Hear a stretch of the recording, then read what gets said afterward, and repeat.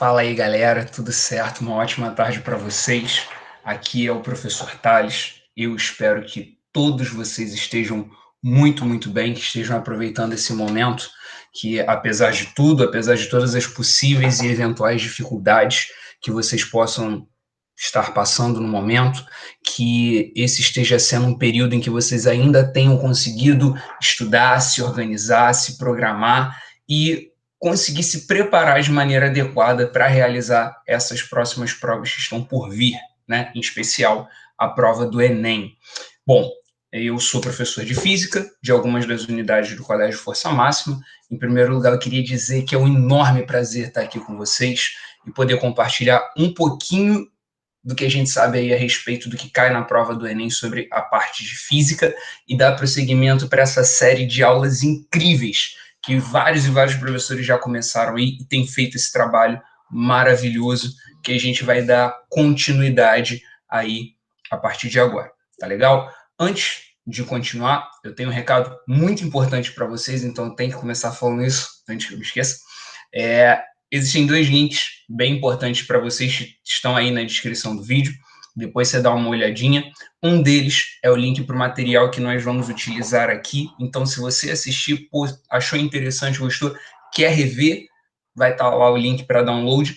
E o outro, esse é para você que ainda não é nosso aluno, para você que, poxa, aí, ó, eu quero mudar de vida, eu quero realmente montar aí uma nova carreira acadêmica para mim, eu quero ser aluno do Força Máxima, tá o link aí para o Bolsão, tá legal? Para você começar com a gente no próximo ano letivo e poder realmente alcançar um pouco mais, poder chegar um pouco mais longe junto com a gente nessa caminhada ao longo de mais um ano letivo, beleza? Bom, gostaria de externar meus desejos para vocês de que eu espero que vocês, a família de vocês, todos os seus entes queridos estejam bem, estejam conseguindo passar com a cabeça erguida por esse período atípico, esse ano um pouco diferenciado, para não dizer muito, que nós estamos vivendo.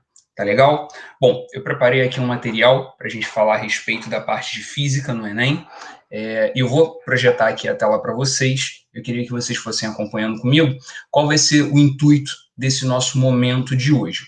Não muito diferente do que os professores anteriores fizeram, a gente vai falar um pouquinho a respeito do que costuma cair na prova do Enem, habilidades, competências, conteúdos, e vai tentar cobrir um pouco desses conteúdos ao longo de questões. A gente vai conseguir falar de todos os assuntos envolvendo uma questão de todos eles? Então, cara, eu adoraria. Realmente eu ia gostar muito.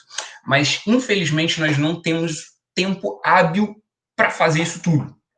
Então, nós vamos fazer um pouco de cada coisa, vamos tentar revisar um pouco do conteúdo juntamente com isso, tá? E, na medida do possível, eu espero que isso sirva para trazer uma certa luz aí à sua mente. Antes de projetar a tela, eu queria compartilhar com vocês uma dica, poxa, muito incrível, que eu ouvi desde a época que eu ainda estava tentando fazer as provas de vestibular, e eu sempre passo para os meus alunos.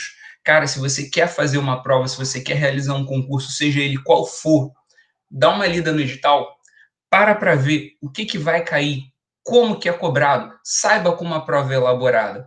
Outra dica muito importante, na medida do possível, tente com antecedência, para que você tiver, resolver provas anteriores. Por quê? Quanto mais provas anteriores você resolver, mais preparado você vai estar. Aí alguns alunos me perguntam, pô, professor, mas eu duvido que a banca ela vá repetir uma questão, vai cair a mesma coisa do que caiu no ano anterior.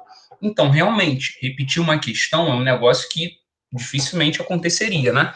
Não, a maioria dos concursos não segue essa linha de raciocínio. Mas se você parar para pensar, quando você fizer a mesma prova, né, várias e várias vezes, né, o mesmo concurso, por diversas vezes estudando em casa, é como se cada prova anterior fosse uma lista de exercícios. Então você já vai se preparando e por mais que existam algumas pequenas modificações de ano para ano, você vai fazendo várias e várias vezes provas com a mesma abordagem. Então, quando você chegar lá, por exemplo, você já fez 5, 6, 10 provas anteriores em casa, em forma de lista de exercício.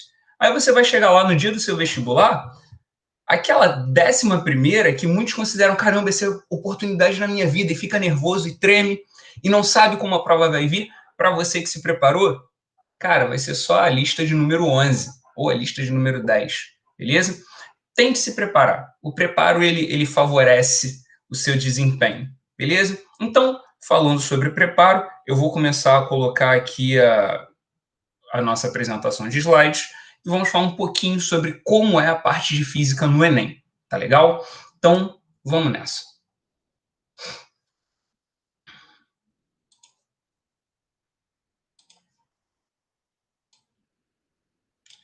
Beleza, já está aparecendo aí na tela para vocês, ok? A gente vai falar um pouquinho sobre a parte de física no Enem, tá legal? Física é uma das disciplinas que é englobada na parte de ciências da natureza, é no segundo dia de prova, beleza?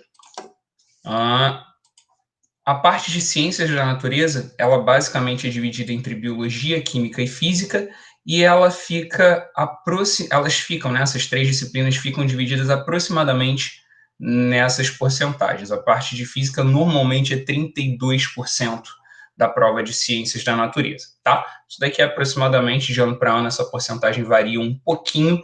Eu já queria adiantar para vocês que todas as estatísticas e estimativas que foram feitas aí no início dessa apresentação foram feitas com base nos últimos 5 anos, tá legal? Então, em ciências da natureza, física é aproximadamente 32%. E como que essa parte de física ela está dividida? Então, a parte de física no Enem normalmente gira em torno disso daqui, ó. Normalmente, uns 30%, tá, do que foi cobrado nos últimos 5 anos foi ondulatória, 25% eletricidade e energia, e aí eu não resumo para vocês como apenas energia de origem elétrica, mas conceitos voltados para energia e transformação energética. 19% foi termodinâmica e termologia, estudos de temperatura, de calor, de energia térmica, comportamento de gases.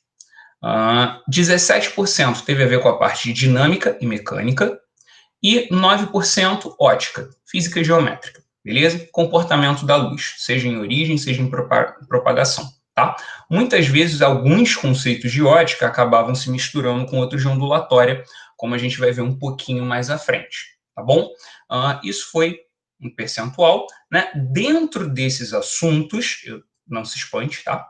Dentro desses assuntos, normalmente o que é cobrado está dentro desses pontos daqui, tá? Aqui a gente tem a média percentual do que é cobrado em cada uma dessas áreas aqui. Aí nós temos a questão de acústica e ondulatória, energia, trabalho e potência, que são assuntos que costumam andar de mãos dadas. Tem a parte de resistores, de calorimetria, impulso, colisões e toda aquela matéria que é trabalhada junto, né? Que é a quantidade de movimento, conservação dela, introdução à ótica, que são aqueles conceitos sobre a retilinearidade da luz, a reversibilidade, o princípio da independência dos raios, atrito e movimento circular, a parte de magnetismo e eletromagnetismo, que todo ano dá um oi para a galera, a parte de gases em termodinâmica, seja através do estudo deles, pura e simplesmente, seja através do estudo de máquina térmica, geradores, receptores, capacitores e leis de Kirchhoff, que a gente volta a falar de eletrodinâmica,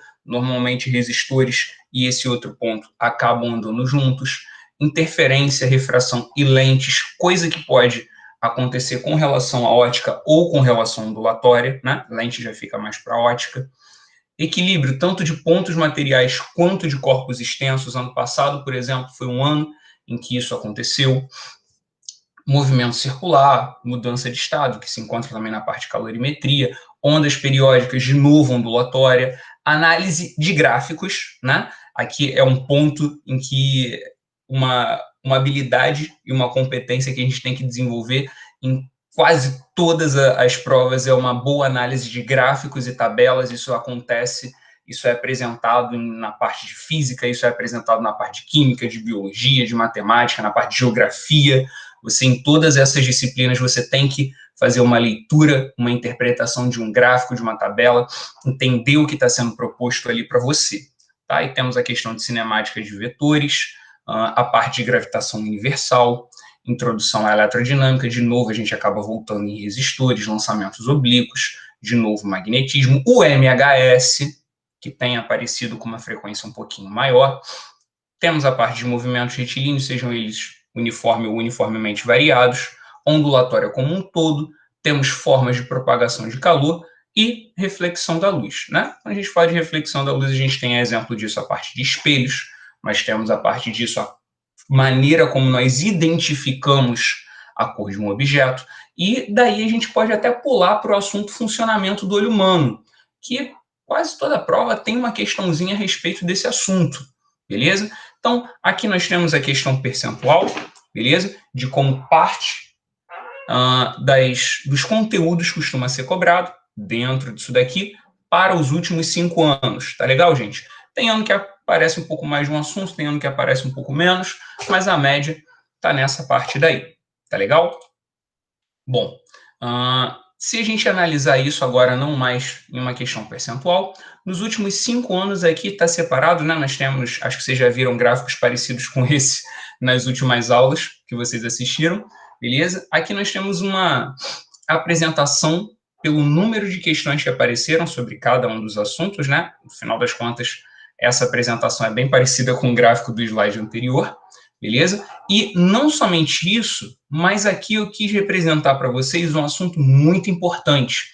Quando a gente fala da prova do Enem, ela é uma prova que ela trabalha bastante a ideia de competências e habilidades, tá? A gente costuma focar bastante na habilidade, eu vou comentar rapidamente sobre algumas das competências, beleza? É legal que você dê uma lida no edital, como eu falei antes, exatamente porque lá estão elencados todas as competências e todas as habilidades. Mas é aquilo, saber como uma prova funciona e saber o que mais é cobrado nela te ajuda a se preparar, como foi falado antes. Das habilidades, algumas, conforme vocês podem ver aqui, como, por exemplo, a habilidade 1, 25, 21 e até mesmo a 23, elas são mais cobradas ou aparecem em um maior número de questões, ou apareceram nos últimos 5 anos, do que outras. Então, estar atento a essas habilidades e sabê-las, e saber como identificá-las ao longo de um problema, cara, isso pode ser aquele diferencial entre ficar com uma nota regular e ficar com uma nota muito boa, beleza? Isso pode ajudar a gente um pouco. E é exatamente sobre isso que eu queria falar com vocês nesse momento, antes da gente começar a falar sobre as questões e os conteúdos propriamente ditos, beleza? Que pontos são esses? Bom, sobre competências e habilidades, algumas das principais competências tratadas pelo Enem com relação à parte de física, essas são as principais, tá, gente? Não estou dizendo que as outras são menos importantes, essas são as mais cobradas, são as que mais aparecem, tá legal? São, primeiro, a competência da área 1, que tem a ver com a noção de compreender ciências naturais e tecnologias a elas associadas como construções humanas, percebendo seus papéis nos processos de produção e desenvolvimento econômico e social da humanidade. Normalmente isso daí tem a ver com questões que trabalham a noção da evolução das ideias da ciência e do desenvolvimento tecnológico, beleza? A competência de área 6, que tem a ver com a noção de apropriar-se de conhecimentos da física para, em situações problema, interpretar, avaliar ou planejar intervenções científico-tecnológicas. As questões que normalmente estão englobadas na competência 6 são aquelas questões que te pedem para resolver alguma coisa. Tipo um cálculo, professor? Não, não. É quando a questão ela te apresenta um problema, seja lá de que ordem seja ele, e te pede para você apresentar uma solução. Entendeu? Exemplo, você tem um circuito elétrico, em algum ponto aconteceu algum rompimento, né? Ou pode haver uma sobrecarga, e o enunciado te pergunta como essa situação pode ser resolvida para que o circuito funcione de maneira adequada, beleza? Aí, pô, existem algumas possibilidades. Você pode trocar alguns resistores, você pode acrescentar um fusível ou colocar um disjuntor, que são realmente, né, fusíveis e disjuntores são dispositivos de segurança, ou, se você preferir, dispositivos que vão proteger o seu circuito elétrico, beleza? a ideia da competência 6 é exatamente você lidar com problemas apresentados, tentando trazer para eles uma determinada solução, beleza? E, por último, a competência 2. Caraca, professor, 162 porque a 1 é mais cobrada, a 6 é a segunda mais cobrada e a 2, adivinha, é a terceira mais cobrada, beleza? Dentre todas, não é que as outras não apareçam de novo. Ranking, beleza? Consegui ranquear aqui para vocês, ok? E a competência de área 2, que na minha opinião é uma extremamente interessante, ela tem a ver com identificar a presença e aplicar tecnologias associadas às ciências naturais em diferentes contextos. É você olhar para uma situação e enxergar a ciência que existe nela. Beleza? Isso daí acontece muito em toda a prova de ciências da natureza, tá? Você tem que perceber a competência 2, ela aparece muito em questões tanto de física, quanto de química, quanto de biologia. Exatamente porque o Enem é uma prova que ele traz a proposta da contextualização. É um pouco raro você encontrar uma questão que venha os dados, você pega, substitui na fórmula e faz um cálculo. Isso é bem raro. Você normalmente tem uma situação, um problema, você tem uma explicação, você tem um contexto para aquilo dali. Às vezes esse contexto te enrola e te faz perder tempo em meio a uma prova tão longa quanto que você tem que fazer, às vezes. Por isso que a prática de resolver mais questões nos traz algumas informações do que é um conteúdo extremamente relevante para outro que é um pouquinho mais dispensável. Beleza? Então, dando prosseguimento, essas são as 3 principais competências. Agora, eu quero falar sobre algumas das habilidades, conforme o gráfico que a gente viu anteriormente, mais cobradas. Bom, a primeira habilidade é a H1, tá? Habilidade 1. Reconhecer características ou propriedades de fenômenos ondulatórios ou oscilatórios, relacionando-os aos seus usos em diferentes contextos. Perceba, ondulatória é um dos assuntos mais cobrados. Por quê? Porque a competência 1 tem exatamente a ver com reconhecimento e análise de fenômenos ondulatórios e oscilatórios. Então, aqui a gente está falando sobre entender o que é uma difração, quando você movimenta uma fonte sonora e aí você percebe uma diferença de frequência, né? A gente chama esse fenômeno de efeito Doppler. Quando você tem ondas de mesma frequência trocando energia, e aí a gente fala sobre ressonância. Se você pensar num conceito ondulatório com relação à ótica, você tem a questão das miragens, exatamente quando, devido à refração da luz nas diversas camadas atmosféricas de diferentes temperaturas, a luz ela vai sendo gradativamente desviada, tanto é que ao longe, quando você olha, parece, né, em algumas imagens que algumas montanhas estão sem a base ou que estão flutuando, ou quando você olha por cima de uma churrasqueira com a brasa incandescente, né, a movimentação ali do vapor na parte de cima dá em aparecer, né, que a própria imagem está tremulando para você. Temos as questões de acústica, que é algo bem comum no Enem, falando sobre o comportamento do som, falando sobre a velocidade do som, a questão das interferências das ondas. Isso daí são apenas alguns exemplos, né? Existem diversos outros, beleza? Mas conhecer esses fenômenos, saber como eles ocorrem, o que cada um deles significa, ajuda bastante na hora de fazer a prova. Outra competência muito cobrada na parte de física é a competência 20, que tem a ver com caracterizar causas ou efeitos de movimentos. Movimento é aquilo que a gente normalmente chama física 1, né? É aquela parte de movimento retilíneo, movimento curvilíneo, dinâmica, mecânica, cinemática. Então, causas ou efeitos de movimentos de partículas, substâncias, objetos ou, quando joga em corpos celestes, aí a gente já está falando de gravitação, né? A lei de Newton para a gravitação, ou lei da gravitação universal, o movimento orbital de um satélite, né? Seja ele natural, seja ele artificial, as leis de Kepler, que regem os movimentos planetários, né? A contribuição, né, ao longo de diversos anos para a ciência, a evolução das ideias científicas, exatamente com relação a essa parte, né? A evolução de geocentrismo para heliocentrismo. Bom, normalmente, mecânica, leis de Newton, colisões, gravitação. Quando a gente fala de colisões, né, gente, aí a gente está incluindo também todo aquele papo de impulso, quantidade de movimento, conservação da quantidade de movimento, um sistema livre de forças externas. a parte de conservação da energia mecânica, tudo isso está envolvido nessa parte aí da habilidade 20. A habilidade 5. Bom, por que cai tanto eletrodinâmica no Enem, como alguns alunos me perguntam? Então, porque a habilidade 5 do Enem é dimensionar circuitos ou dispositivos elétricos de uso cotidiano. Por isso que é tão comum você fazer uma questão no Enem que cai eletrodinâmica e te pergunte sobre o comportamento de um resistor, de um fusível, de um gerador, de um voltímetro, de um amperímetro, de um galvanômetro, de um eletroscópio. Bom, basicamente, a gente está falando sobre objetos que funcionam na base da corrente elétrica, ou através da análise das cargas elétricas que abundam em determinado ponto desse objeto. Beleza?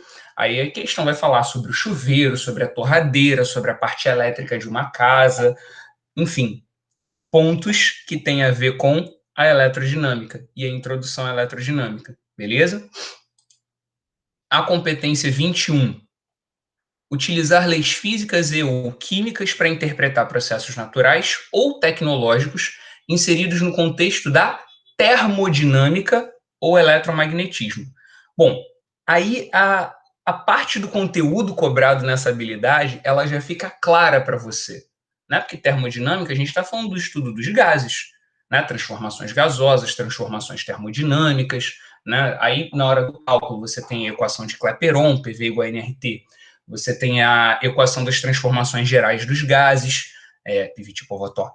Você tem as leis da termodinâmica, a primeira e a segunda, com os seus dois enunciados, tanto de Clausius quanto de Kevin Planck. A gente vai aprofundar esse papinho daí em algumas questões daqui a pouco, beleza? E a parte do eletromagnetismo, né? Aí, o que não falta para a gente é assunto. Você tem força magnética, você tem campo magnético, você tem indução magnética, você tem a lei de Lenz e a lei de Faraday, que constantemente são comentadas, são mencionadas. Às vezes o cálculo não é nem cobrado a respeito, né? Mas a questão fala que você movimenta um campo, você varia um campo magnético com o intuito de produzir um elétrico, varia um elétrico com o intuito de produzir um magnético.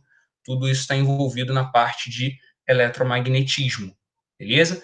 Fora os conceitos de máquinas térmicas. Esse daí, então, na parte de termodinâmica, é extremamente cobrado, beleza? Assim como máquina térmica, máquina frigorífica também pode ser cobrada, tá? Afinal, o princípio de funcionamento é bastante similar e ambas estão ligadas aos funcionamentos das leis da termodinâmica, tá bom, gente? Bem, última das habilidades que eu quis elencar aqui para vocês, das mais cobradas desse ranking, é a habilidade 23. Essa daqui é muito importante, ela tem a ver com avaliar possibilidades de geração, uso e transformação de energia em ambientes específicos, considerando implicações éticas, ambientais, sociais ou econômicas. Cara, essa habilidade 23, ela é quase que resumida em um assunto: usinas.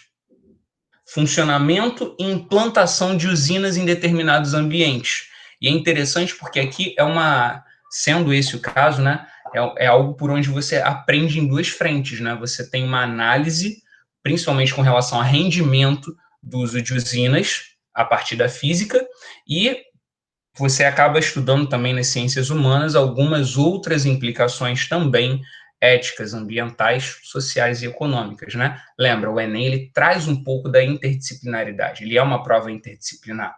Então, lembre-se que as suas provas, elas nunca vão ser somente de uma disciplina. Saber um pouquinho mais de outra pode e vai te ajudar ao longo do tempo, beleza? Então, normalmente, usinas e formas de energia, tá? Energia elétrica cai muito, né? Afinal, aqui a gente está falando de energia elétrica, na H5 a gente também está falando sobre eletricidade, né? Então você tem duas frentes diferentes para descobrir isso, mas todo outro tipo de forma de energia também se aplica aqui, como, por exemplo, o funcionamento de uma usina hidrelétrica, que funciona a partir da energia mecânica, né? Com foco na potencial gravitacional. Por quê? Porque você tem a água sendo represada a uma determinada altura. Quando ela é liberada, essa altura vai diminuindo, à medida que a água desce, a velocidade aumenta. Pô, então você tem transformação de potencial gravitacional em cinética, beleza? E depois disso, né, o fim de toda usina é energia elétrica, né? O que muda de usina para usina é como a energia inicial é considerada, porque, afinal, bom, todas elas têm a mesma finalidade, beleza? Conhecimento de formas de obtenção de energia por meios alternativos também é algo bastante interessante de saber. Funcionamento de usinas eólicas, usinas solares, energia geotérmica, maré motriz, são pontos que costumam ajudar as nossas análises de conteúdos, beleza? Bom, sem mais delongas, eu queria fazer algumas questões aqui com vocês, todas elas de edições anteriores do Enem, beleza? Bom, essa primeira daqui, ela veio do Enem de 2015. O enunciado nos diz assim: entre os anos de 1028 e 1038, Al-Hazem, também conhecido como Ibn al-Haytham, de 965 a 1040 d.C., escreveu sua principal obra, o Livro da Ótica. Inclusive, né, só para agregar um pouco de conhecimento, isso daqui, esse livro, ele serviu como base para alguns dos estudos de Galileu, se eu não estou enganado, beleza? Então, dando continuidade, o Livro da Ótica, que com base em experimentos, isso daqui é muito importante, né? Porque essa parte daqui revolucionou a ciência, né? Com base em experimentos, explicava o funcionamento da visão e outros aspectos da ótica, por exemplo, o funcionamento da câmara escura. Beleza. O livro foi traduzido e incorporado aos conhecimentos científicos ocidentais pelos europeus. Evolução das ideias científicas, né? Epistemologia, se quiser. Na figura retirada dessa obra é representada a imagem invertida de edificações em um tecido utilizado como anteparo. Bom, então aqui você tem as edificações do lado de fora, aqui você tem um ambiente fechado. Professor, está aberto? Não, o desenho é como se fosse um raio-x, para você saber o que está rolando dentro desse espaço, tá? Aqui você tem um furo, e esse furo ele vai trazer para você aqui a imagem, como disse no texto, invertida dessas edificações, e aqui os estudantes analisando isso, né? Os cientistas da época analisando isso. Beleza?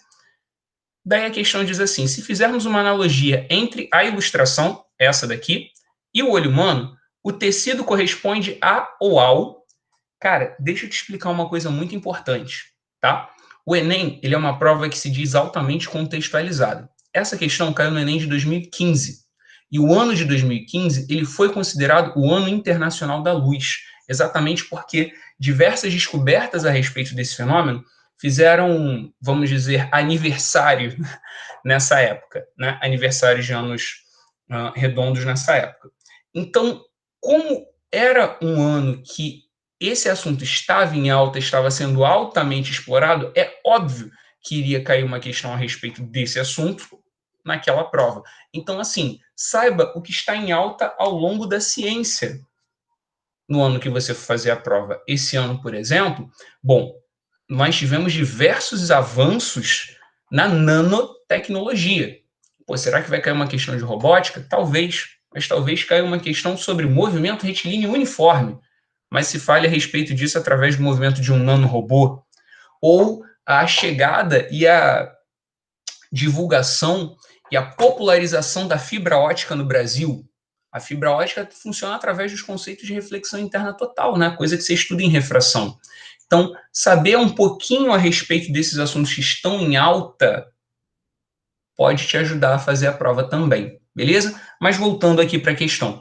Você tem isso daqui parecendo com o olho humano? É, com o olho humano. Olha ele aqui, né? Você tem aqui a parte da íris, da pupila, né? Todo mundo aqui está sendo recoberto pela córnea, pá. Legal. Aí a luz ela chega por aqui, ela atravessa essa membrana transparente, chamada de cristalino, que fica presa nas extremidades aqui por esses músculos chamados de músculos ciliares, que são os responsáveis pelo foco da nossa visão. E esse cara, esse tal desse cristalino, ele se comporta como uma lente convergente, aquela que tem a capacidade de unir os feixes luminosos. Então, onde que as lentes fazem isso? No foco. No foco.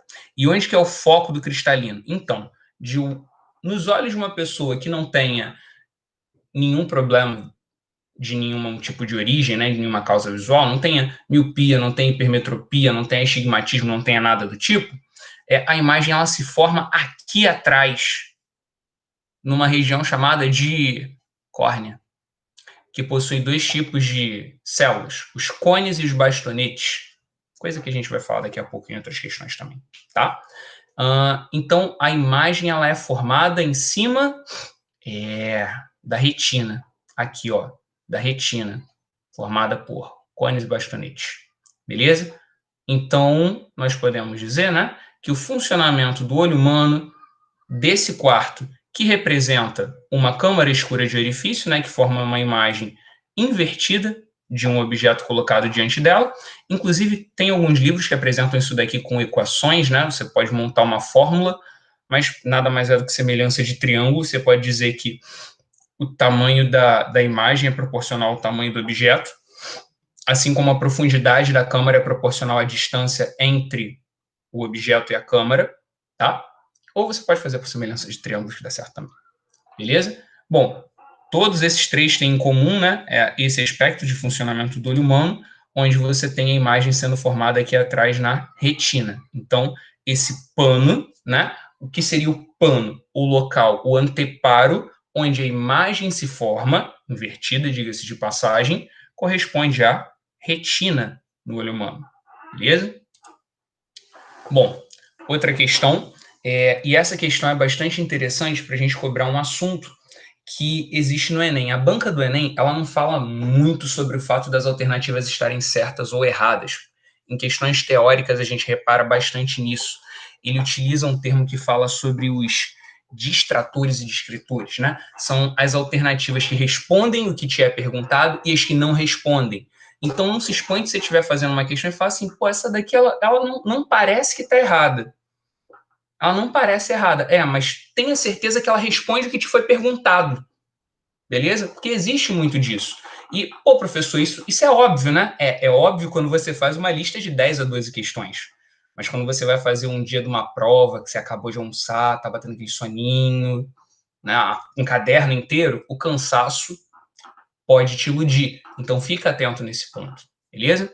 A questão nos diz assim, olha, as redes de alta tensão, para transmissão de energia elétrica, geram um campo magnético variável, o suficiente para induzir uma corrente elétrica no arame de cercas.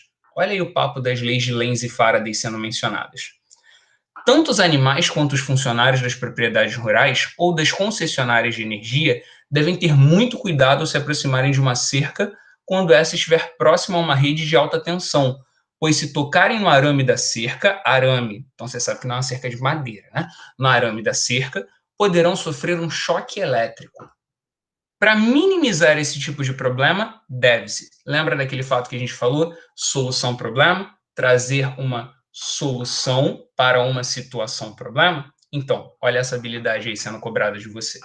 Repare, a capacidade é de induzir uma corrente elétrica no arame de cercas. Lembra que a corrente elétrica ela tem vários efeitos, né? Ela tem o efeito térmico, chamado de efeito Joule, por onde passa a corrente elétrica, existe o aquecimento, e ela tem também diversos outros efeitos. Um deles é quando ela passa pelo corpo do ser humano, a gente tem a sensação que a gente conhece como choque. Né? O nosso corpo ele apresenta uma determinada resistência à corrente elétrica. Em alguns casos é possível com que essa resistência seja suficiente para a corrente passar pelo nosso corpo e gerar uma situação desagradável. Né? Bom, repare, a questão ela pede para que eu descubra uma dessas 5 soluções para que eu venha a minimizar esse tipo de problema. Qual o problema? Qual o problema? O choque. O que eu quero minimizar é o choque. Por quê? Se eu minimizar o campo magnético, provavelmente eu não vou estar passando a quantidade de corrente adequada na rede de alta tensão. Então entenda, o que você quer resolver, o que você quer descobrir, não é algo que vai afetar a rede de alta tensão. É algo que vai proteger a pessoa de tomar um choque na cerca. Tá? Então, vamos lá. Letra A, fazer o aterramento dos arames da cerca. B, acrescentar um fusível de segurança na cerca. C, realizar um aterramento na rede de alta tensão. Instalar um fusível de segurança na rede de alta tensão. Utilizar fios encapados com isolante na rede de alta tensão. Lembra, o problema não é na rede, o problema é na cerca. Então, tudo que te fala sobre rede não é a alternativa correta. Caramba, de 5, você caiu para 2 alternativas. Ou você faz o aterramento dos arames, ou você acrescenta um fusível de segurança. Repara, o problema é que você induz uma corrente no arame. O que é o aterramento? É você pegar o excesso de carga e direcionar para outro ponto, beleza? Consequentemente, a letra A é a melhor opção para a gente. Por quê? Se você colocar um fusível, você pode bloquear ali por um tempo, mas eventualmente isso não vai ser uma situação tão interessante, mesmo porque o fusível é um dispositivo de proteção para o circuito, não para o animal e para a pessoa que estão passando em torno ou próximo ou eventualmente encostam na cerca, beleza? Então, fazer o aterramento é uma ideia interessante. Lembra, o que é o aterramento? Você pega um corpo, estando ele carregado, liga ele diretamente à terra, né? Ao chão. E o que esse fio ele vai fazer? Né? O que o aterramento ele vai fazer? Se esse corpo está carregado, é porque ou ele tem excesso ou falta de elétrons. Então, ele vai transmitir, né, por exemplo, as cargas negativas em excesso para a Terra, protegendo assim as pessoas que estiverem passando. Beleza, gente? Aí você tem um caso, você tem uma situação, problema, e aí, com a letra A, a gente consegue resolver uma maneira para essa situação, problema. Legal? Diga-se de passagem, algo que tem a ver tanto com conceitos de eletromagnetismo quanto de eletrostática, falar da explicação do aterramento, e eletrodinâmica para falar da corrente elétrica. Beleza? Que não faltam são assuntos para a gente falar a respeito desse problema daí. Tá bem? Isso daí foi uma questãozinha que eu quis deixar aí para vocês sobre esse assunto.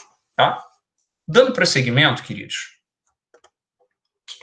essa é uma questão de MHS, caiu recente, acho que foi no vestibular de 2017 ou 2018. Essa é uma questão sobre MHS, movimento harmônico simples, onde o enunciado nos diz assim: um projetista deseja construir um brinquedo que lance um pequeno cubo ao longo de um trilho horizontal, e o dispositivo precisa oferecer a opção de mudar a velocidade de lançamento.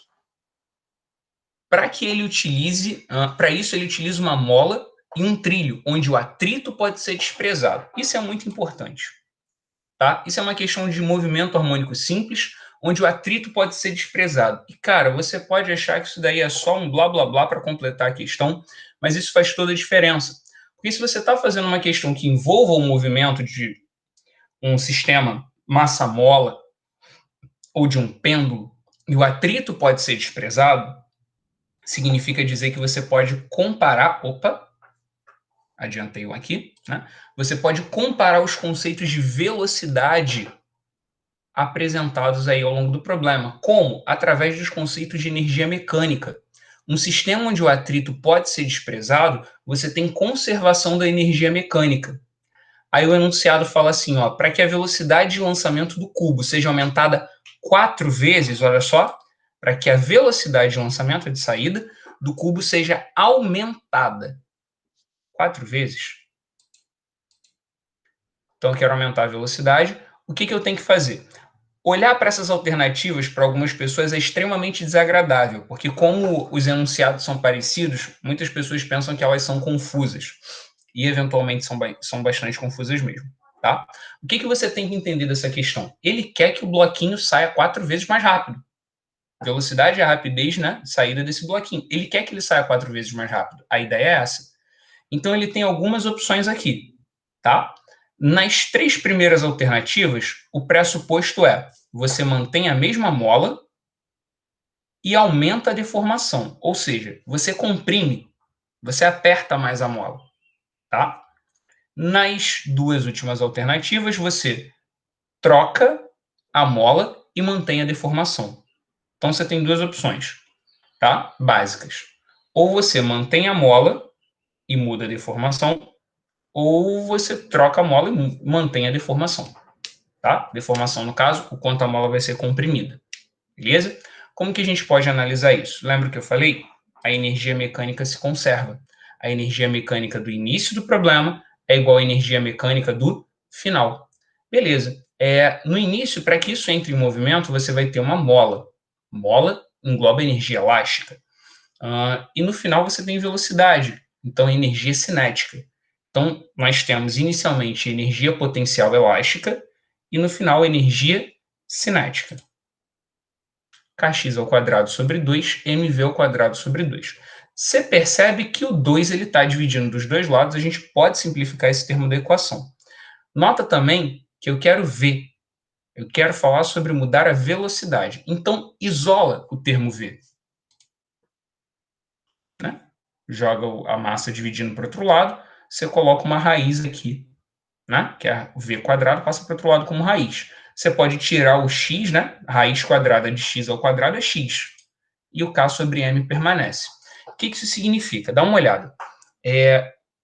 Nota que você pode modificar qualquer um dos três parâmetros. Você pode modificar o x, que é a deformação, o k, que é a constante elástica da mola, que aí a gente teria que trocar a mola, e o m é a massa. Então, para ajustar através da massa, a gente teria que trocar o bloco. Você percebe que isso nem aparece nas alternativas. Então, ou a gente vai mexer com x, que é a deformação da mola, ou a gente vai mexer com k, que é a constante elástica dela. Beleza. Nota, antes de querer pensar no mais difícil, o mais simples. Perceba que V igual a X. O X está multiplicando, né? Significa dizer, gente, olhando aqui, ó, onde está a setinha, né, o cursor, que o V, a velocidade, ela é diretamente proporcional à deformação. O que isso significa? O tanto que você aumenta a deformação é o mesmo tanto que você aumentará a velocidade. Conclusão, se eu quero que a velocidade, que o valor de V, ele seja 4 vezes maior do que o que ele era anteriormente, eu posso alterar diretamente quem? O x. Em quantas vezes? 4. Multiplicar de 4 dos dois lados da equação vai manter com que ela permaneça a mesma. Beleza? Então, o que a gente pode fazer? Eu poderia trocar essa mola? Até poderia. Eu preciso? Não. Para fazer com que o bloco saia, né? Com que o cubo, nesse caso, saia com 4 vezes mais velocidade, é só eu comprimir a mola 4 vezes a sua deformação. Letra B. Você mantém a mesma mola e aumenta 4 vezes a deformação dela. E aí você consegue o que o enunciado te pediu. Beleza? Uma questãozinha de movimento harmônico simples. Para você que talvez não lembrasse tão bem assim sobre o movimento harmônico simples, sobre o MHS, eu espero que essas dicas e essas equações tenham feito sentido. Beleza? E para você que já lembrava, cara, é só pensar que o V é diretamente proporcional ao X. Só isso. Aí fica até mais fácil se você já tiver um conhecimento a mais ou ainda lembrar um pouquinho mais a respeito desse assunto. Tá legal? Espero que vocês tenham conseguido entender essa questão daí. Beleza? Esse é o princípio de resolução dela. Já é uma questão de situação-problema, né? Só que agora ela acaba envolvendo cálculo. Show? Próxima questão. Essa é... Bom, vamos lá. Tem a surpresa para vocês aí, não. Em 1962, um jingle, uma vinheta musical, criada por Heitor Carilo, fez tanto sucesso que extrapolou as fronteiras do rádio e chegou à televisão, ilustrado por um desenho animado. Nele, uma pessoa respondia ao fantasma que batia em sua porta, personificando o frio. Ó, a questão já começou falando frio entre aspas. Sabe que você vai lidar com o conceito de quente e frio, né? Transmissão de calor, conceitos envolvendo calor e temperatura. Já é esse ponto. Aí, personificando o frio, entre aspas, que não o deixaria entrar, pois não abriria a porta e compraria lãs e cobertores para aquecer a sua casa. Apesar de memorável, tal comercial televisivo continha incorreções a respeito de conceitos físicos relativos à calorimetria. Aí tem toda a referência, né? Para solucionar essas incorreções, deve-se associar a porta e os cobertores, respectivamente, às funções de aquecer casa e corpos, evitar a entrada do frio na casa e nos corpos, minimizar a perda de calor pela casa e pelos corpos, diminuir a entrada do frio na casa e aquecer os corpos, e aquecer a casa e reduzir a perda de calor. Gente, vamos lá. Alguns pontos que são importantes para a gente lembrar aqui. O que nos ajuda a resolver essa questão é um pouquinho de conhecimento da chamada segunda lei da termodinâmica, beleza? A primeira lei da termodinâmica nos diz que quando um gás ele recebe calor, ele pode utilizar essa energia para aumentar o seu volume, realizar trabalho, ou para aumentar a sua energia interna, mudar a temperatura. Basicamente isso. A segunda lei, ela tem inclusive dois enunciados. Ela tem aqui já ia esquecendo, demarcando alguns pontos da questão. Quais são os erros conceituais mencionados? Personificando o frio que queria entrar e usar cobertor para aquecer. Ué, professor, que o frio não entra, a gente sabe, mas agora usar cobertor para aquecer também? Isso aí. Olha só, essa parte teórica, normalmente a gente estuda quando fala sobre o processo de transmissão de calor. Condução, convecção e radiação, um entre sólidos, condução, outro entre fluidos, líquidos e gases, convecção, e outro através de ondas eletromagnéticas, a irradiação, também chamada em alguns livros ou por outros professores de radiação térmica, beleza? Gente, independente de como você vai chamar qualquer um desses aí, todos esses estudos eles obedecem à segunda lei da termodinâmica, seja através do enunciado de Clausius, seja através do enunciado de Kevin Planck. Qual é o enunciado de Clausius? Então, você tem todo aquele texto escrito, mas eu botei aqui o bizu para você lembrar. Show? Qual a ideia do enunciado de Clausius? Se você tem duas fontes, uma de temperatura mais baixa e outra mais alta, o calor ele não pode ir de quem tem menor temperatura para quem tem maior de maneira natural. De maneira artificial tem? Tem, mas de maneira natural não rola. Beleza? E o enunciado de Kevin Planck, que tem mais a ver com máquina térmica, que nos diz que uma máquina que funciona em ciclos, ela não pode ter como único efeito transformar calor em trabalho. Ou seja, não dá para você ter uma máquina térmica que tem um rendimento de 100%. Tá? Só que esse segundo enunciado tem mais a ver com estudos de máquinas térmicas, a gente vai deixar ele para outro momento, e vai focar no primeiro, no enunciado de Clausius. Olha só, se naturalmente o calor ele não vai de quem tem menor temperatura para quem tem maior, nós dizemos que o chamado fluxo de calor, a quantidade de energia térmica que vai de um lugar para o outro, ele sempre vai de quem tem maior temperatura para quem tenha menor temperatura. Então é aquele papo, foge ao conceito e ao conhecimento do senso comum. Isso não é o que está descrito no vocabulário diário das pessoas, mas não é o frio que entra, é o calor que sai. Talvez vocês já devam ter visto esse meme em algum lugar, Não é o frio que entra, é o calor que sai, beleza? Lembrando, a energia térmica sempre vai de onde a temperatura é maior para onde a temperatura é menor. Diga-se de passagem, lã e cobertor não aquece a casa. Lã e cobertor normalmente são feitos de materiais isolantes. E qual o intuito de um material isolante? É impedir ou, no mínimo, minimizar as trocas de calor entre corpos, ou seja, fazer com que a energia térmica presente no cara que tem a maior temperatura não se propague ou tenha maior dificuldade de se propagar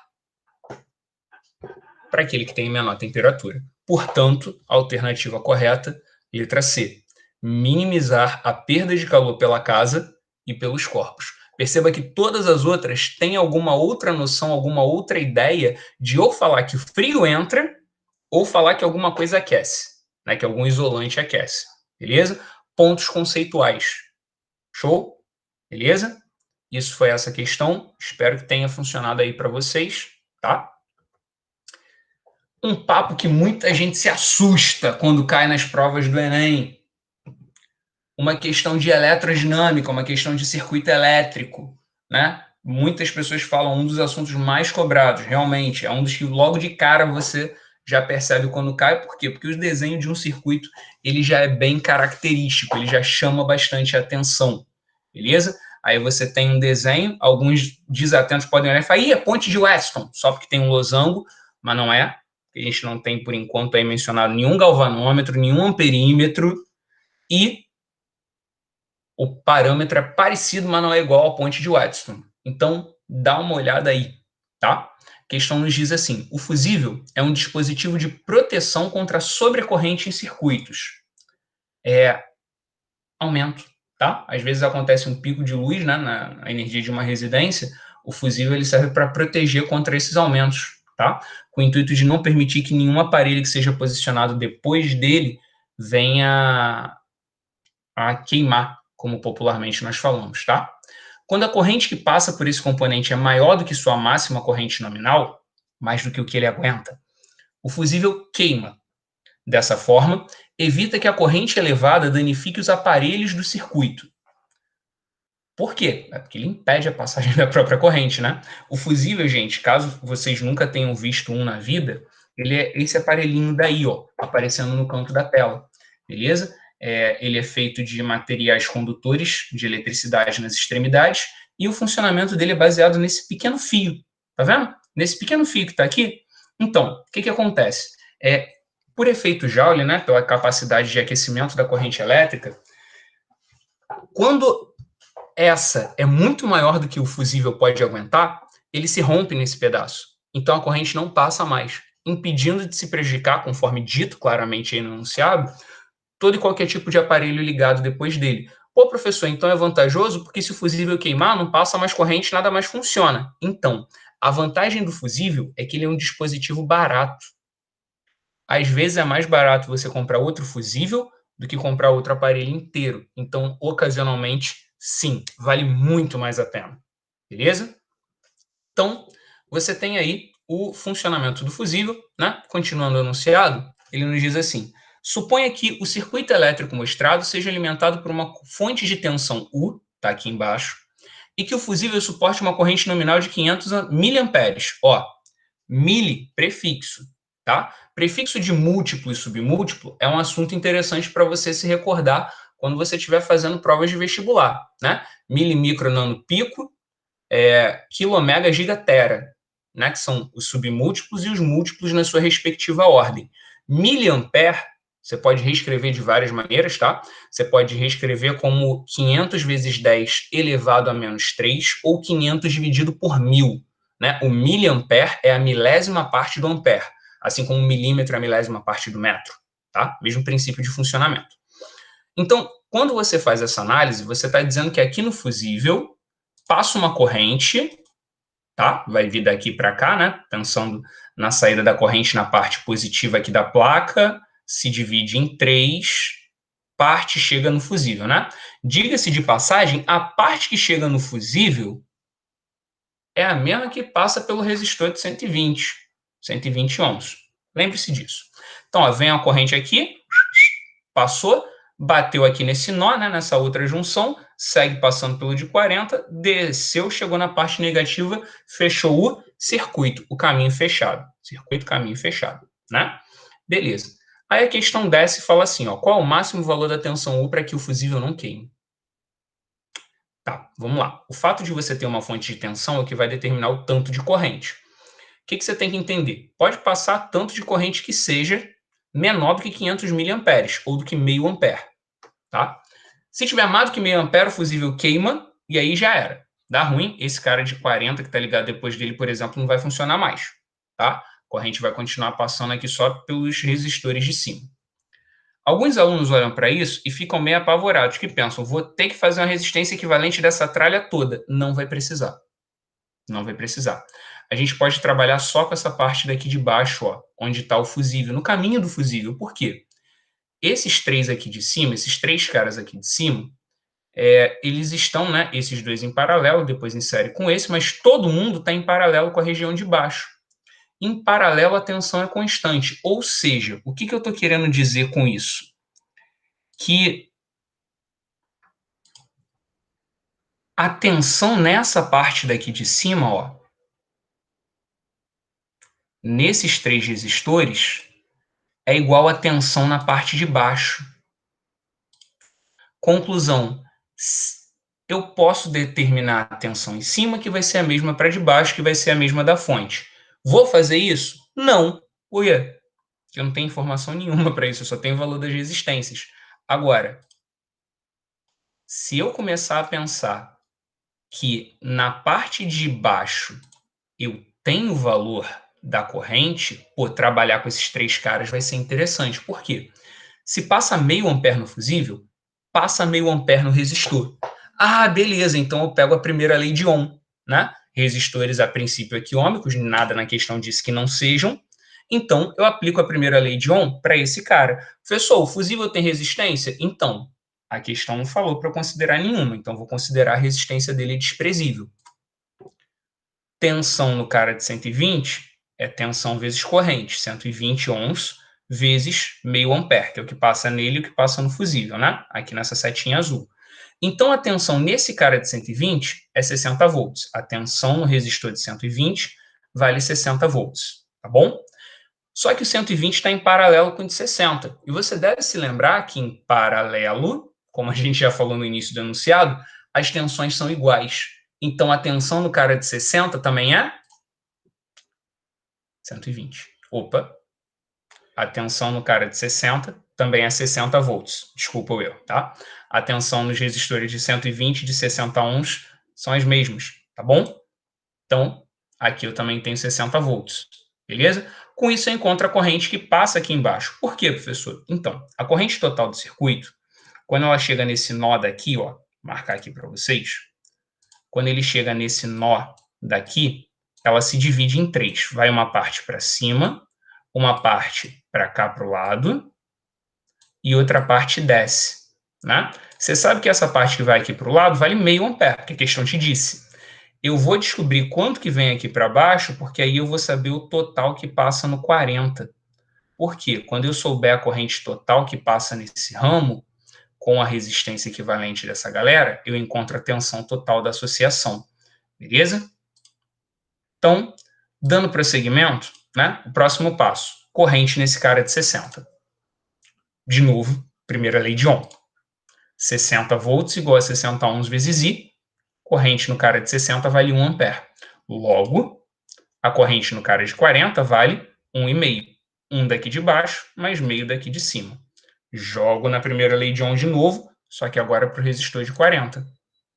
Então, eu tenho 40 vezes 1,5, a tensão vale 60. Note, eu tenho 60 volts nesse pedaço e eu tenho 60 volts nesse pedaço. Qual é a conclusão? A tensão total nesse ramo daqui de baixo, né, nesses 3 resistores, é 60 mais 60. 60 da primeira parte, 60 da segunda. Então, o total são 120. Se eu tenho 120 no ramo daqui de baixo que a gente marcou, eu também tenho 120 no ramo de cima. Conclusão, eu tenho 120 volts na associação inteira. Professor, e se a fonte tivesse mais? Tu ia arrebentar com o fusível, não ia servir. Beleza? É assim que a gente faz essa questão. Ok? Show de bola. Acho que um dos maiores desafios não é nem fazer o cálculo, não é nem ter o raciocínio, é ter espaço para escrever tudo, né? Que ocasionalmente é um sério problema. Tem vezes que o espaço falta para os cálculos, né? Mas eu tenho certeza que vocês vão conseguir se organizar e lidar com isso numa boa. Próxima questão sobre ótica da visão. É bem comum a parte de ótica da visão no Enem, tá, gente? O enunciado diz assim: olhos humanos normalmente têm 3 tipos de cones responsáveis pela percepção das cores. Um tipo para os vermelhos, outro para os azuis e outros para os verdes, tá? 3 cones. Show? Opa, adiantei aqui. Vamos lá. A protanopia é um tipo de daltonismo que é a diminuição ou ausência de receptores na cor vermelha. Considere um teste com 2 voluntários, um com visão normal e outro com caso severo de protanopia. Nesse teste, eles devem escrever a cor dos cartões que lhes são mostrados. São utilizadas as cores indicadas na figura. Para qual cartão os 2 voluntários identificaram a mesma cor? Vamos lá. O indivíduo que tem protanopia, ele tem problemas para identificar a cor. Opa! Ele tem problemas para identificar a cor vermelha. Tá bom. O Enem é uma impressa em preto e branco. Eu não sei você, mas eu acho bem desagradável quando você vê uma situação dessa, com um monte de cores escritas e, no final das contas, elas estão em tons de cinza. Então, para tentar facilitar a sua visualização, eu coloquei aqui a figura com as cores reais, beleza? O cara ele tem problema com vermelho. Vermelho é uma das três cores primárias, vermelho, verde e azul. Por isso que a gente usa o sistema de cores RGB, beleza? Red, Green, Blue, RGB, sacou? É o que os nossos olhos têm facilidade de entender. Ah, professor, existem animais que entendem mais do que isso? Existem as lagostas que têm os 5 cones diferentes, tá? Mas não é o caso aqui, beleza? Então, ó, perceba, com vermelho, verde e azul, quando misturadas as três, né, aqui na interseção, isso parece diagrama de Venn lá da matemática, né? Conjuntos, teoria dos conjuntos. Você tem o branco. Na transição entre o vermelho, o verde e o amarelo, entre o vermelho e o azul, o magenta, entre o verde e o azul, o ciano, né? São tonalidades distintas das misturas de cores. Bom, vamos lá. Eu quero para qual cartão os dois voluntários vão identificar a mesma cor. Entenda que o cara que tem caso sério, caso grave, ele tem problema para o vermelho. Então entenda que tudo que é ou que depende do vermelho não vai funcionar para ele, tá?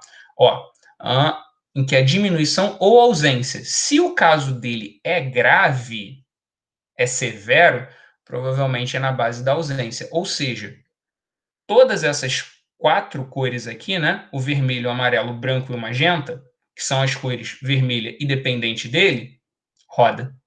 Ele tem dificuldade para enxergar tudo isso. Ou seja, verde, ciano e azul funciona. E o resto? Trava.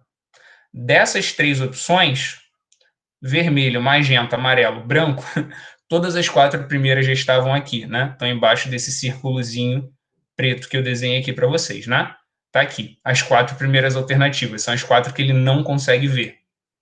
Beleza? Sobrou, né? Única e exclusivamente, que o azul é a única cor que ele consegue enxergar nessas aí, dessas apresentadas, tá, gente? Ele também consegue entender o ciano e o verde, mas isso não está nas alternativas. Tudo bem? É assim que funciona essa questão. Se você tivesse feito com ela em preto e branco, também funcionaria, desde que você entenda que o amarelo, o branco e o magenta dependem do vermelho. Ok? Próxima questão. O objetivo de recipientes isolantes térmicos é minimizar trocas de calor com o ambiente externo. Essa troca é proporcional, ó, minimizar, lembra o que a gente falou? Minimizar. O isolante térmico ele tem como intenção minimizar as trocas de calor, e isso é proporcional à condutividade térmica, K, à área interna das faces do recipiente e a diferença de temperatura entre o ambiente externo e o interno, além de ser inversamente proporcional à espessura das faces. Beleza? Além de ser inversamente proporcional à espessura das faces. Eu falei com vocês que nós tratamos o calor sendo propagado, sendo analisado, sendo transmitido através de 3 processos: condução, convecção e irradiação. Quando a gente fala desse assunto, a gente está falando da condução térmica, beleza? Normalmente entre materiais sólidos. Show? O enunciado nos diz assim: a fim de avaliar a qualidade de 2 recipientes A 40 por 40 por 40, ou seja, um cubo, e B 60 por 40 por 40, um paralelepípedo, de faces de mesma espessura, uma estudante compara suas condutividades térmicas Ka e Kb. Né? A questão tinha falado condutividade térmica é o valor do K. Para isso, suspende dentro de cada recipiente blocos idênticos de gelo a 0 graus, de modo que suas superfícies estejam em contato apenas com o ar. Após o intervalo de tempo, ela abre seus recipientes, enquanto ambos ainda contêm um pouco de gelo, e verifica que a massa de gelo que se fundiu no B foi o dobro do A. Quanto vale a razão Ka sobre Kb? Note que os blocos são idênticos, estão à mesma temperatura, gelo a 0 grau. Para derreter é só mudar o estado físico. Ambos ainda contêm um pouco de gelo, e verifica-se que a massa de gelo que fundiu em B foi o dobro do A. Gente, olha só. Nem toda questão de física, o Enem ele vai comentar e vai te dizer qual é a fórmula que você tem que usar, porque às vezes acontece. Esse não foi um dos casos. Mas repara que todo o primeiro parágrafo ele vai te fazer lembrar a respeito de uma equação que nos fala a respeito do fluxo de calor entre recipientes, né, em um objeto, beleza? Quando a gente fala de fluxo de calor, a gente pode falar sobre a quantidade de calor que flui durante um determinado intervalo de tempo em um condutor, ou você pode recorrer à lei de Fourier, que fala que isso é proporcional à condutividade térmica, à área interna do recipiente, a diferença de temperatura entre o exterior e o interior e inversamente proporcional à espessura das faces. Beleza? A questão A meio que foi te falando como se monta a equação de Fourier. Tá bem? Só queria chamar muito a sua atenção para um detalhe bem importante, tá? Para você não se confundir, beleza? Existem professores que chamam variação de temperatura de delta θ, outros de delta t. Eu sou um dos que chama de delta t, beleza? Delta t maiúsculo, eu estou me referindo à variação de temperatura, e minúsculo, a variação de tempo, beleza? Professor, eu me sinto mais à vontade com delta θ. Então você usa o delta θ, cara. Não tem problema, só não confunde uma coisa com a outra, beleza? Então, olha só. Nota que nos dois casos, as duas são iguais ao fluxo de calor. Então, eu posso igualar a primeira equação à segunda. Isso já vai ajudar a gente a começar a resolver a questão, tá? Igualando as duas equações, a gente fica com isso, tá bom? Que a quantidade de calor, nesse caso, derreteu, então a quantidade de calor latente é ml, onde L é a latente de fusão do gelo. ΔT é o tempo, que foi igual para os dois. O K é a condutividade térmica, que cada um tem 1. O A é a área das faces internas aí, que os dois objetos são diferentes, então cada um tem 1. ΔT é a variação de temperatura, que os dois sofreram igual, né? Então, olha só, eu vou dividir essas duas frações, eu vou reagrupá-las. Ué, professor, o que você fez? Então, o que era igual a ml? Onde m é a massa fundente, mfum, tá? E L é a latente de calor. Só que a latente de calor é a mesma no primeiro e no segundo recipiente, né? Está derretendo gelo, então, mesmo L.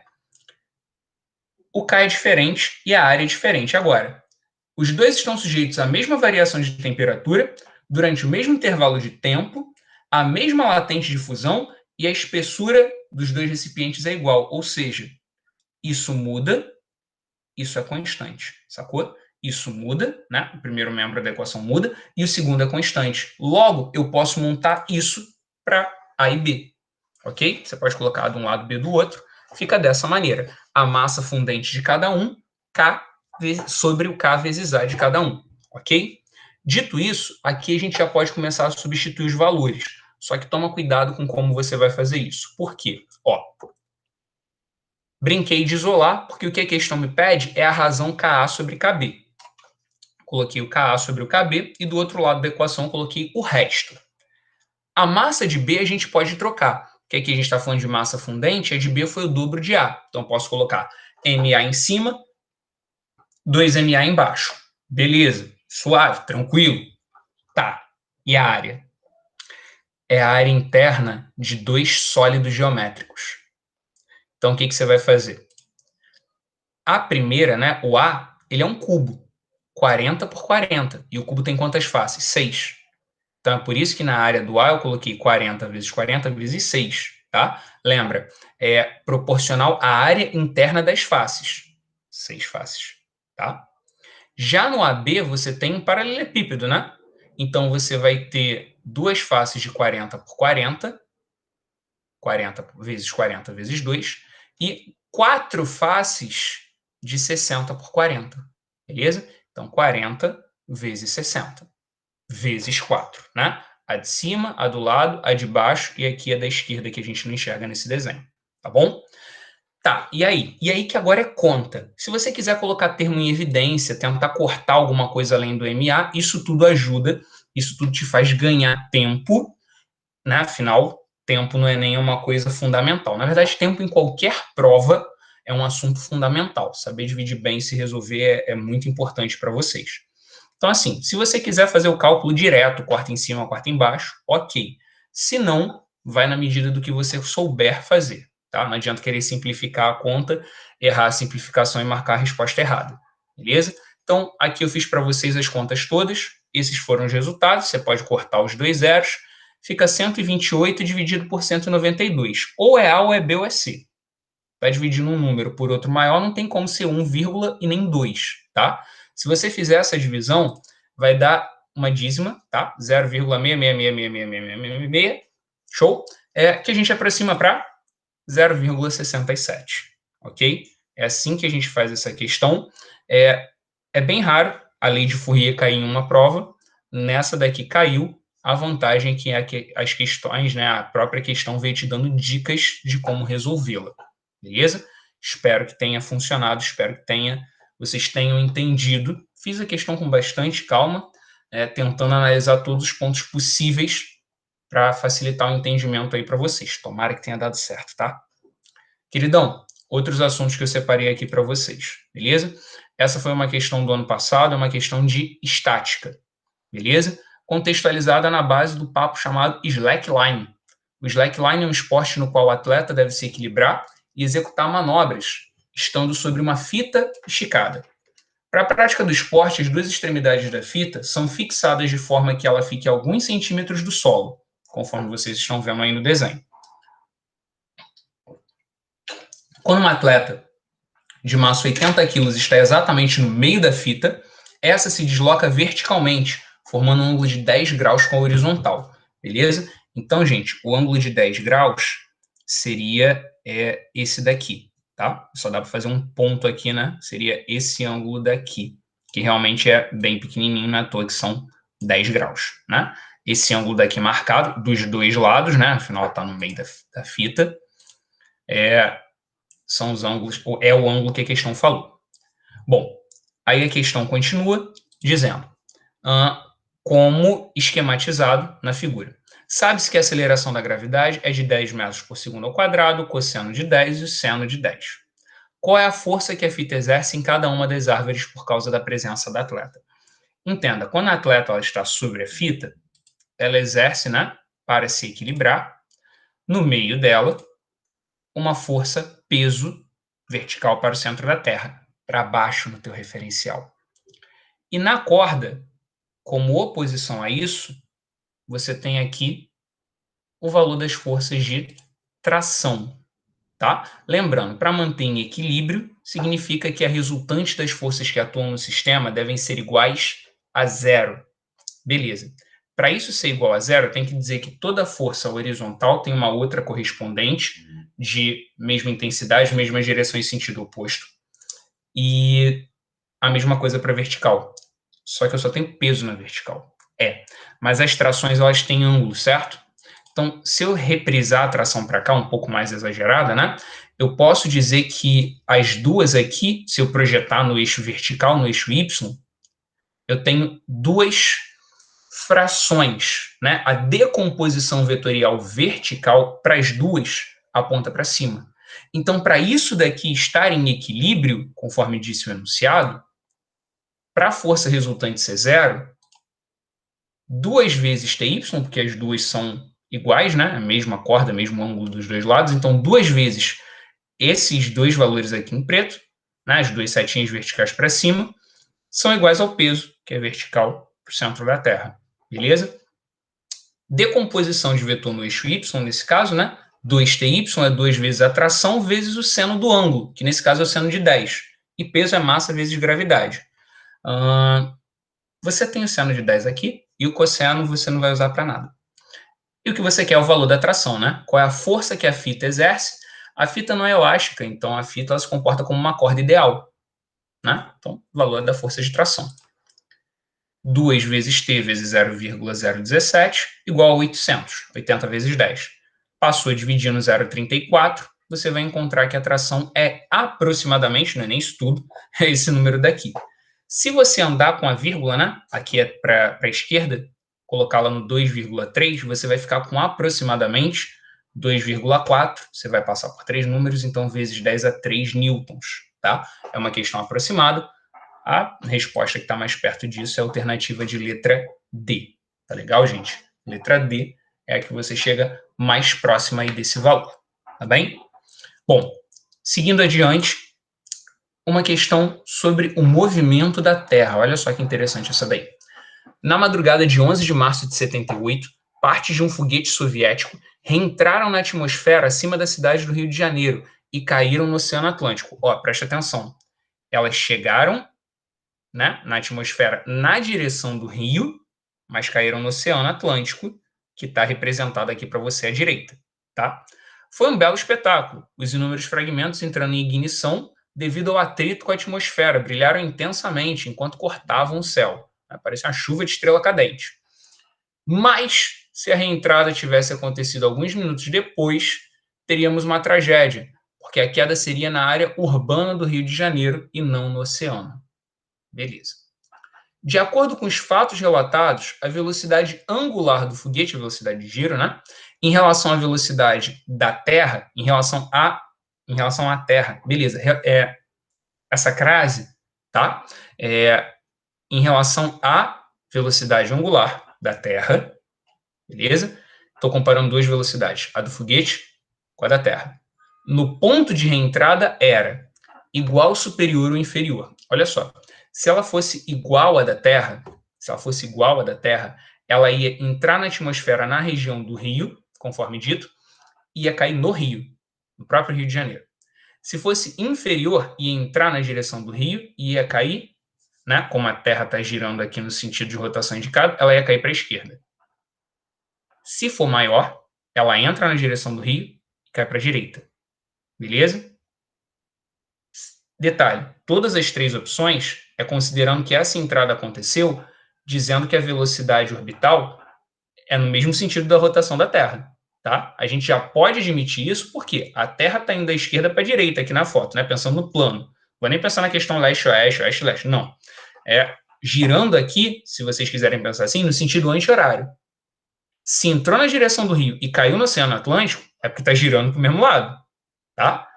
Como caiu depois do ponto de reentrada, a gente pode definir, tá? Como isso aconteceu alguns minutos depois, que a velocidade angular é superior à da Terra e no mesmo sentido, ou seja, para o mesmo lugar, tá? Essa é uma questão bem mais tranquila, só você fazer algumas análises, né, pela própria interpretação do texto, dá para você entender como que ela funciona. Em uma obra de construção civil, é fundamental a utilização de equipamentos de proteção individual, tal como capacetes. Por exemplo, a queda livre de um tijolo de massa 2,5 kg, de uma altura de 5 metros, cujo impacto contra um capacete pode durar até meio segundo, resulta em uma força impulsiva média maior do que o peso do tijolo. Ou seja, um tijolo caindo pode ser mais doloroso do que a sensação de apenas um. Entendeu? Suponha que a aceleração da gravidade seja 10 metros por segundo ao quadrado e que o efeito de resistência do ar seja desprezível. Leu isso daqui, queda livre. Você pode trabalhar com queda livre ou você pode pensar que não tem atrito e trabalhar com conservação da energia mecânica, tá? Aí vem, a força impulsiva média gerada por esse impacto equivale ao peso de quantos tijolos iguais? Chama na energia mecânica para encontrar a velocidade que ele chega lá embaixo, tá? Ó, você vai transformar a energia potencial gravitacional, porque ele cai, ele não é jogado, então não tem energia cinética no início, é só potencial gravitacional em cinética. Corta as massas, vai ficar 10 vezes 5, porque ele cai de 5 metros, v quadrado sobre 2.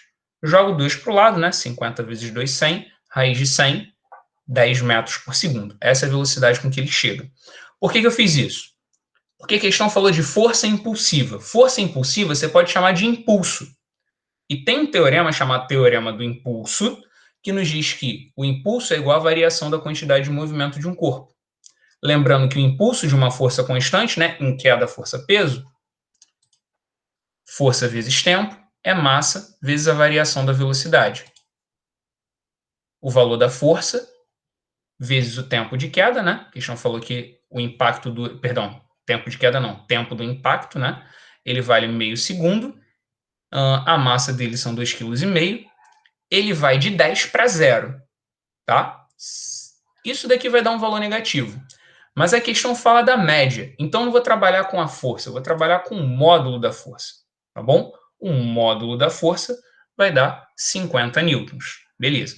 Então, um tijolo de 2,5 kg que cai de 5 metros em um impacto de meio segundo vai te fazer uma força de 50 newtons. Tá bom. Quanto que é o peso de cada tijolo? Peso é massa vezes gravidade, né? Cada tijolo tem 2,5, a gravidade tem 10. Então, cada tijolo pesa 25 newtons.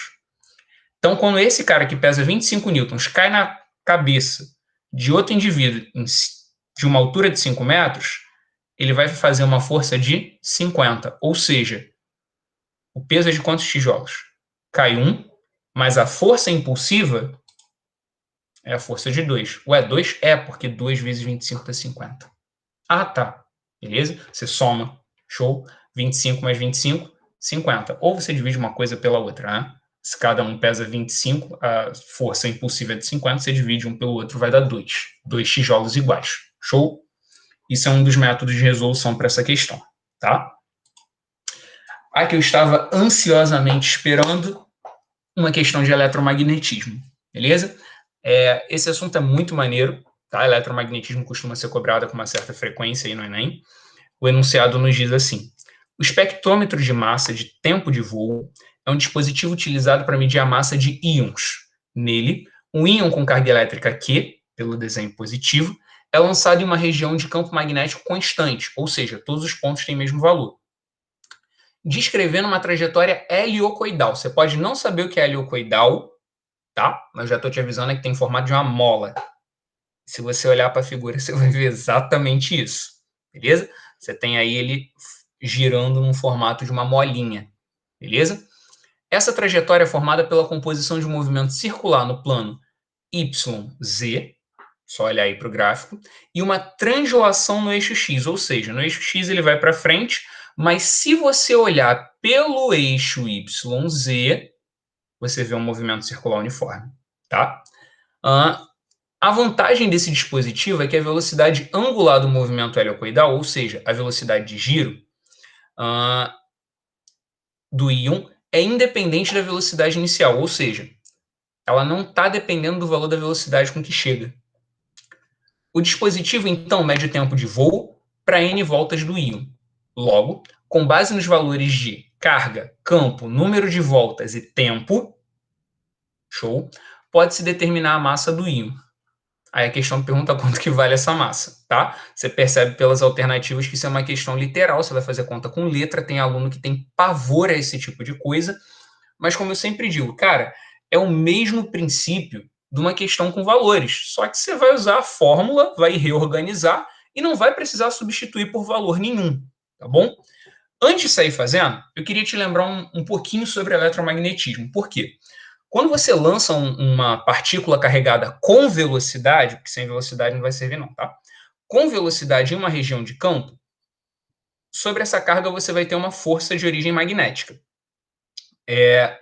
A direção e o sentido dessa força são determinados pela regra da mão direita e a intensidade dela através da equação F igual a QVB seno de θ, onde esse ângulo é o ângulo entre a velocidade e o campo magnético, o vetor velocidade e o vetor campo magnético.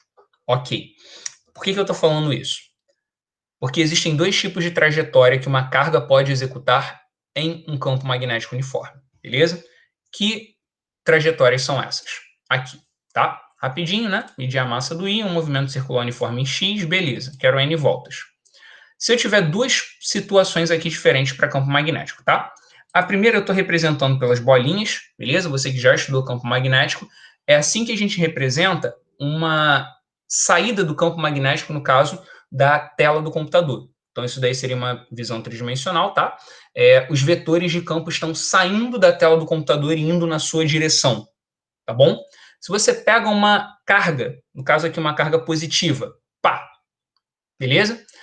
Com determinado valor de velocidade, ou independente do sinal da carga. Você joga aí uma carga com valor de velocidade, ela vai estar sujeita a uma força, tá? No caso da carga positiva, você usa a regra da mão direita, né? A força vai apontar para onde tiver a palma da sua mão. Se fosse uma carga negativa, seria o dorso, mas o princípio de funcionamento é o mesmo. A carga aí dentro, ela vai executar um movimento em torno dessa linha pontilhada. Ela vai executar aqui um movimento circular uniforme, beleza? E vai permanecer nesse movimento. Agora, se a velocidade não for perpendicular ao campo magnético, como foi nesse primeiro caso, tá? Esse primeiro caso é quando a velocidade é perpendicular ao campo, beleza? Se essa velocidade não for perpendicular, aqui eu fiz a visualização por outro método, tá? Fazer a representação do campo magnético entrando, né, passando nesse plano de cima para baixo, ia ficar muito poluída. Então, eu coloquei esses vetores aí na tela para representar que o campo magnético está indo de cima para baixo em cima desse plano, tá bom? Se eu lanço aqui uma carga baseada em um plano, tá? Essa velocidade. O movimento dessa carga é um movimento, conforme apresentado no enunciado, heliocoidal. A carga vai fazer esse movimento daqui, ó. Tá vendo aí? Esse movimento de uma mola, né? Se você olhar apenas para esse eixo vertical, você vai ver que ela sobe. Mas se você olhar através do plano do campo magnético, você vai ver ela fazendo exatamente isso daqui que você viu, um movimento circular uniforme, tá bom? Tudo depende do ângulo de visão que você está tendo para isso, tá? Dito isso, tá? Esses desenhos, essas animações foram para te lembrar esse aspecto e essas visualizações, tá bem? Voltando para a questão, porque a gente estava falando, como que a gente vai trabalhar isso daí? Olhando apenas para o plano YZ, entenda que a carga gira. Então, a força magnética vai ser igual à força centrípeta, beleza? Ou seja, QVB é igual a mv ao quadrado sobre o raio. Você pode cortar o valor da velocidade, né? Porque de um lado você tem v, do outro você tem v quadrado. Corta um com o outro. Show? E pensa, v é velocidade linear, né? Show. Velocidade, distância sobre tempo. Só que se o movimento é circular, é 2πr sobre o tempo, dentro da ideia de que ele vai dar n voltas. Maneira de substituir a velocidade agora. Eu isolei o valor de v ali em cima, né? Que VBR igual a n 2πr vezes n. Né? A massa eu vou deixar sempre destacada, porque é o que a gente quer. Você tem o raio dos dois lados, você pode simplificar. E agora o trabalho que você tem é isolar o valor da massa, que é o que a questão te pede. Então, a massa do íon, nesse caso, é calculada dessa maneira. Carga vezes campo vezes tempo sobre 2π vezes o número de voltas. É essa a conta, né, que o espectrômetro de massa de tempo de voo faz para determinar a massa de um íon. Você encontra isso daí na letra A. Beleza, gente? Bom, mais uma questãozinha. Começa assim, uma questão sobre resistores, tá legal? Ao pesquisar um resistor feito de um novo tipo de material, um cientista observou o comportamento mostrado no gráfico tensão versus corrente. Após a análise do gráfico, ele concluiu que a tensão em função da corrente é dada por U igual a 10I vezes I quadrado. Pelo traço vermelho que eu fiz no gráfico, você nota que isso não é um resistor ôhmico, né? Se fosse, a linha dele seria uma linha reta, partindo da origem, mas não é. Você percebe que tem uma leve curva. Isso não é um resistor ôhmico. Beleza. Então, para a gente tentar analisar a noção da resistência em função da corrente, se eu igualar, né, com U igual a RI, eu diria que 10I, né, que seria o valor de U, mais I quadrado é igual a RI, para tentar determinar uma relação entre resistência e corrente. Todos os termos da equação dependem disso e simplifica todo mundo. Então, a resistência em função da corrente é I mais 10. O que isso significa? Isso é o gráfico de uma função do primeiro grau. Uma função do primeiro grau que não começa na origem, começa no ponto 10, conforme você pode enxergar aí na alternativa de letra D. Tá legal, gente? Queridos, eu paro nesse momento por aqui. Show? Deixa eu parar aqui o compartilhamento. Retornar aqui para a tela. Voltei aqui full para vocês. Ser humano, eu te agradeço pela sua presença. Eu espero que esse momento tenha sido interessante para você, que vocês tenham conseguido entender um pouco dessas maluquices aí que o professor de vocês acha muito interessante, muito legal. Espero que isso tenha servido como um grande reforço para vocês, que vocês tenham entendido, consigam fazer mais outras questões, que esse material que vai ser disponibilizado seja útil, tá, para vocês. E, acima de tudo, cara, eu torço pelo seu sucesso. Então, eu espero que você faça uma ótima prova, eu espero que você tenha um ótimo desempenho, você realize o seu sonho de passar na carreira que você quiser, fazer a faculdade que você estiver motivado a fazer, que você vai conseguir trazer essa felicidade para você, para sua família, vai levar esse orgulho, essa vitória para casa. Então, vai, estuda, corre atrás do seu sonho, continua assistindo as lives, tá? Se inscreve no canal, curte o vídeo, etc, etc. Eu não sei se é YouTube, beleza? Forte abraço aí para todos. Muito obrigado pela presença, vocês são incríveis. E é isso. Cuidem-se, acima de tudo, continuem se cuidando e até a próxima. Valeu, gente!